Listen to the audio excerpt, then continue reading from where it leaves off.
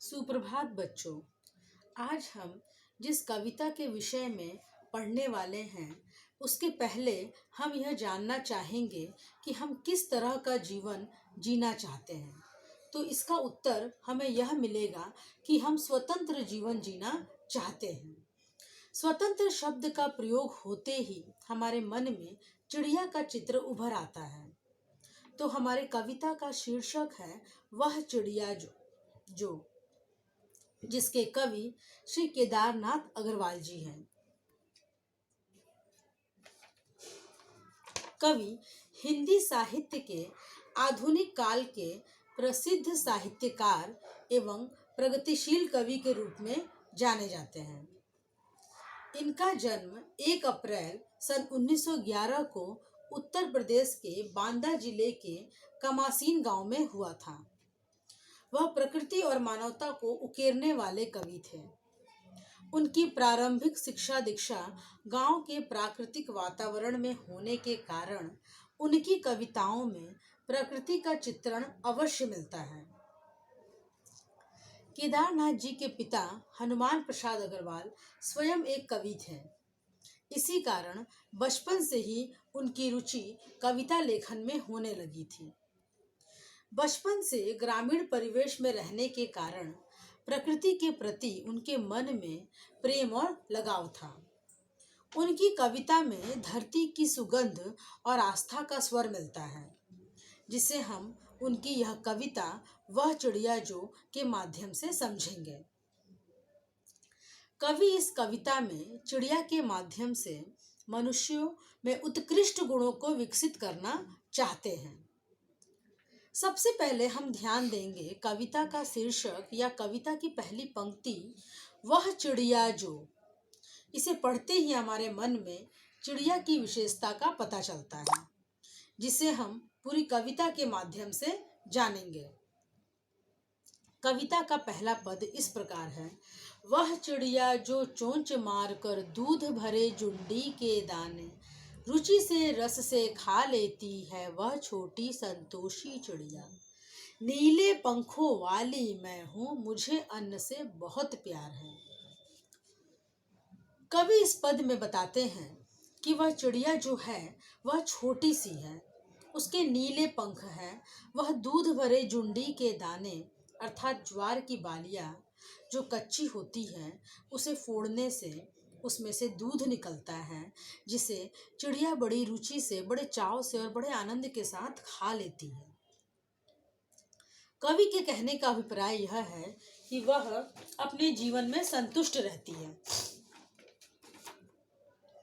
कवि चिड़िया के विषय में कहते हैं वह छोटी संतोषी चिड़िया, अर्थात साधारण से ज्वार के दाने खाकर ही वह संतुष्ट हो जाती है। और वह फिर चिड़िया के शब्दों में यह भी कहते हैं कि नीले पंखों वाली मैं हूँ मुझे अन्न से बहुत प्यार है। चिड़िया द्वारा अपने इन विशेषताओं को बताने के पीछे कवि का यह अभिप्राय रहा है कि वह अपने जीवन से संतुष्ट है। ईश्वर ने उसे जिस रूप में बनाया है, जैसे चिड़िया बनाया है, उसे नीले पंख दिए हैं अर्थात जैसा रंग दिया है, खाने के लिए अन्न दिया है, इन सब से चिड़िया अपने जीवन से संतुष्ट है। उसी प्रकार ईश्वर मनुष्यों को जैसा रंग रूप दे, उन्हें जैसा भोजन प्राप्त हो, उसके लिए उन्हें ईश्वर को धन्यवाद देना चाहिए और उसमें खुश रहना चाहिए अर्थात संतुष्ट रहना चाहिए। जैसा कि हम अपने वर्तमान समय में इसकी कमी को देखते हैं, लोगों में संतुष्टि की भावना की कमी की वजह से उनके पास जो है वह उसका आनंद चाह कर भी लेने में असमर्थ होते हैं और अपने जीवन में उस खुशी के क्षण को नहीं जी पाते हैं जैसा उन्हें जीना चाहिए। इससे कवि हमें यह संदेश देना चाहते हैं कि हमें लालच से दूर रहना चाहिए और अपनी मेहनत पर विश्वास करना चाहिए। मेहनत से प्राप्त चीज़ों से संतुष्ट रहना चाहिए, न कि असंतुष्टि में अपना समय और ऊर्जा व्यर्थ गंवाना चाहिए।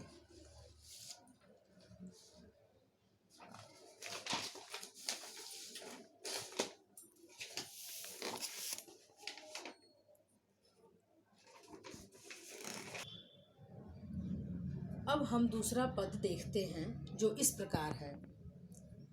वह चिड़िया जो कंठ खोल कर बूढ़े वन बाबा की खातिर रस उड़ेल कर गा लेती है, वह छोटी मुंह बोली चिड़िया, नीले पंखों वाली मैं हूँ, मुझे विजन से बहुत प्यार है।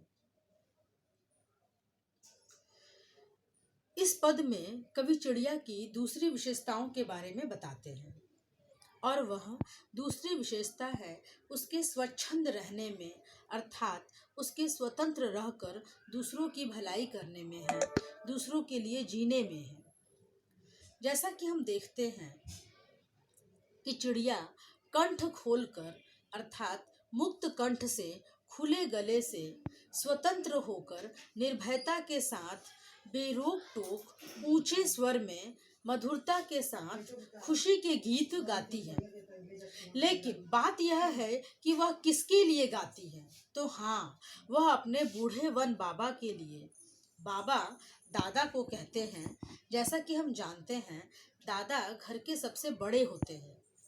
उसी प्रकार यहाँ बाबा वन को कहा गया है जो सबसे पुराना है, घना है।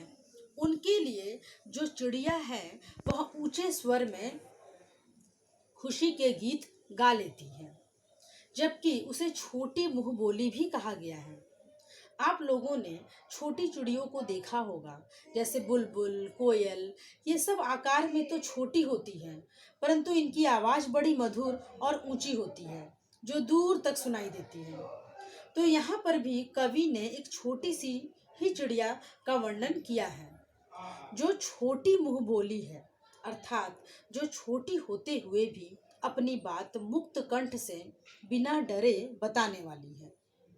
उसे किसी बात का डर भय नहीं है, क्योंकि उसमें कोई छल कपट नहीं है। वह सच्ची है, उसका मन सच्चा है। साथ ही वह बार बार यह भी कहती है कि नीले पंखों वाली मैं हूँ। अपनी यह विशेषता बताते हुए वह यह भी कहती है, मुझे विजन से बहुत प्यार है। यहाँ कवि का यह अभिप्राय है कि चिड़िया को एकांत में रहना अच्छा लगता है। वह एकांत में, वन में उमंग के साथ रहती है। उसे एकांत स्थान से बहुत प्यार है, जहाँ वह खुशी के साथ अपनी छोटी से मुंह से मीठे और ऊंचे स्वर में गा लेती है। कवि हमें चिड़िया की विशेषताओं के माध्यम से यह बताना चाहते हैं कि जिस प्रकार चिड़िया अपने छोटी सी मुंह से मीठी और ऊंचे स्वर में गा लेती है और वह एकांत स्थान में रहना चाहती है, उसी प्रकार मनुष्य में भी संतुष्टि की भावना, परोपकारी की भावना हो तो उसके मुंह से मीठी वाणी ही प्रस्फुटित होगी और वह खुले मन से बिना डरे निर्भयता के साथ सबसे बात करेगा। वह एकांत प्रिय भी होगा, ताकि वह अपने आप को जान सके, समझ सके और कुछ सोच सके जो वह करना चाहता है, जो उसने अपने जीवन का उद्देश्य सोच रखा है, जो समाज के हित में भी है। अब हम कविता में आए कठिन शब्दों के अर्थ को जानेंगे। जुंडी शब्द का अर्थ है ज्वार की बालियां। रुचि से अर्थात चाव से। कंठ शब्द का अर्थ है गला। बूढ़े वन बाबा अर्थात पुराना घना वन। रस उड़ेल कर अर्थात मीठी आवाज। विजन शब्द का अर्थ है एकांत में।